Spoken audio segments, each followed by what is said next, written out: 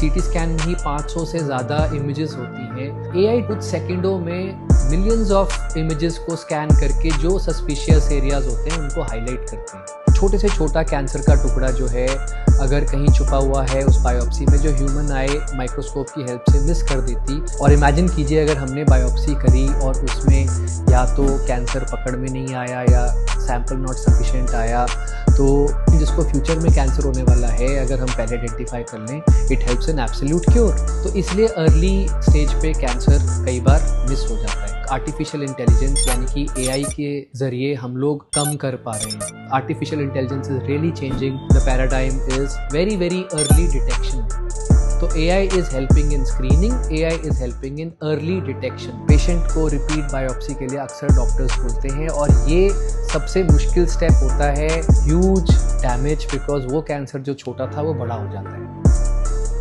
कल ही मेरी क्लिनिक में एक पेशेंट आए जिनका ट्रीटमेंट पूरा हो गया था, तो उन्होंने मुझसे एक सवाल पूछा कि डॉक्टर स्कैन में कुछ मिस तो नहीं हो गया है, सब ठीक है। सच कहूँ तो मेडिसिन में कभी भी 100% श्योरिटी नहीं होती। There are always areas of grey, लेकिन इन एरियाज ऑफ ग्रे को आज काफ़ी हद तक आर्टिफिशियल इंटेलिजेंस यानी कि AI के ज़रिए हम लोग कम कर पा रहे हैं। AI is helping us in early diagnosis, cancer treatment, selection of better treatments.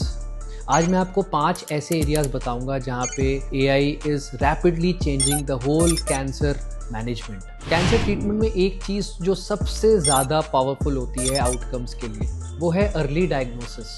अक्सर पेशेंट्स हमारी क्लिनिक्स में जब आते हैं, डायग्नोसिस बनता है, तो कहते हैं हमें तो पहले पता ही नहीं चला, इतनी बार डॉक्टर और हॉस्पिटल के चक्कर काटते रहे, कहीं ये बीमारी पकड़ में ही नहीं आई। रियलिटी ये है कि जब भी हम सीटी स्कैन या अल्ट्रासाउंड वगैरह कुछ भी करते हैं, उसमें इतनी डिटेल्ड इन्फॉर्मेशन होती है।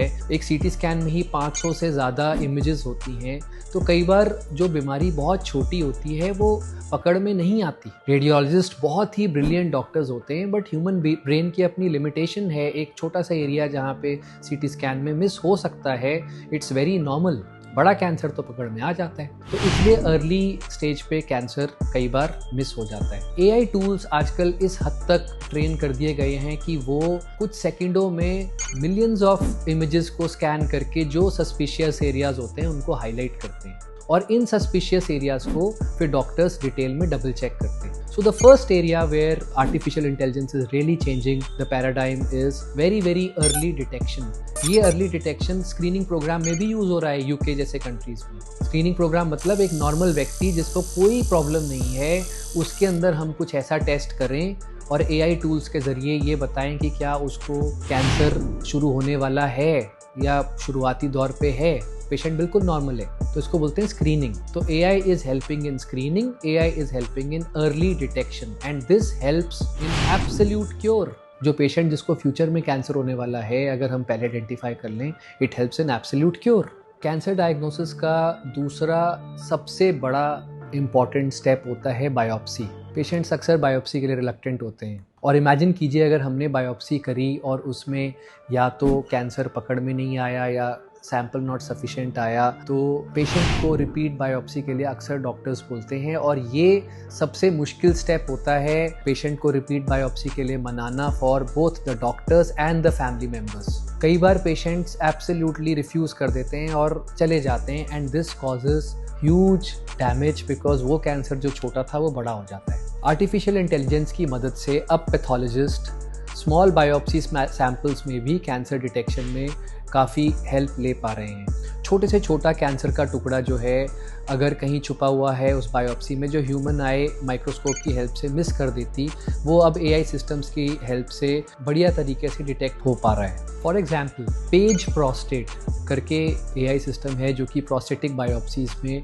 काफ़ी लीप्स एंड बाउंड्स के साथ डायग्नोसिस में हेल्प करता है। अब इमेजिन कीजिए कि एक पेशेंट की सर्जरी हो रही है, मान लीजिए ब्रेस्ट कैंसर का पेशेंट है, उसकी सर्जरी हो रही है, सर्जरी हो गई, एक हफ्ते बाद जब हिस्टोपैथोलॉजी की रिपोर्ट आई तो उसमें पता चला मार्जिन्स पॉजिटिव थे। इसका क्या मतलब है? इसका मतलब है कि कुछ ट्यूमर टिश्यू अंदर रह गया। तो इसका एकमात्र ट्रीटमेंट डॉक्टर्स के पास होता है कि repeat surgery. But so many times repeat surgery is not possible, either the patient is not fit या patient is psychologically not ready. इस प्रॉब्लम को अब आर्टिफिशियल इंटेलिजेंस के थ्रू कैसे सॉल्व कर रहे हैं कि surgeons during surgery live systems के थ्रू देख पा रहे हैं कि ट्यूमर के मार्जिन्स कैसे हैं, उन्होंने जो ट्यूमर निकाला पूरा निकाला कि कुछ रह गया। ये इन्फॉर्मेशन ड्यूरिंग सर्जरी बहुत ज़्यादा हेल्पफुल होती है to remove 100% of the tumour, because अगर 100% ट्यूमर नहीं निकलेगा तो कैंसर रिलैप्स के चांस लगभग पक्का है। वैसे तो बहुत सारे एग्जाम्पल्स हैं, बट एक एग्जाम्पल है AI का सिस्टम, इसको कहते हैं क्लेयर, CLAIRE। क्लेयर सिस्टम जो है ये इसी टाइप की सर्जरीज़ में काफ़ी सक्सेसफुल प्रूव हो रहा है और कंप्लीट सर्जरीज़ में काफ़ी सक्सेसफुल रिजल्ट्स हैं इसके। इस सिस्टम को यूज़ करके सर्जन को लाइव सर्जरी के दौरान पता चल जाता है कि weather he has removed the tumour completely और नॉट।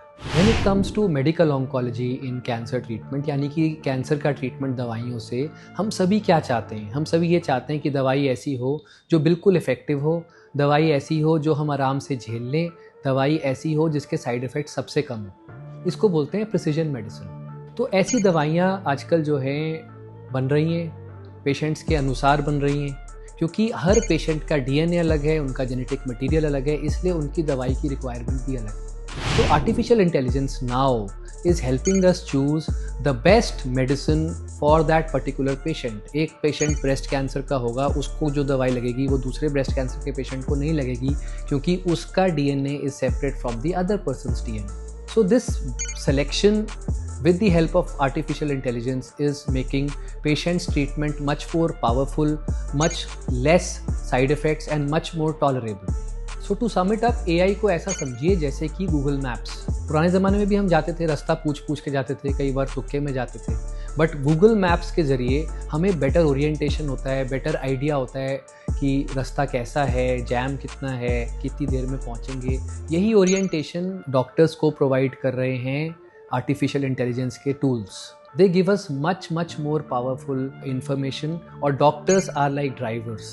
सो मैप अकेले काफ़ी नहीं है, इट्स अ टूल, बट कब ब्रेक लगाना है, कब एक्सेलरेशन करना है, कब एक पेशेंट को कैसी दवाई देनी है जो उसके लिए बेस्ट सूट करे। और खाली इन्फॉर्मेशन ही इलाज नहीं होता है, इलाज के अंदर बहुत सारे और एस्पेक्ट्स होते हैं। सबसे पहला है क्लिनिकल जजमेंट, कि ये जो इन्फॉर्मेशन है, ये जो सामने वाला व्यक्ति है, इसके लिए कैसे यूज़ करनी है। सेकेंड होता है पेशेंट की परिस्थितियाँ।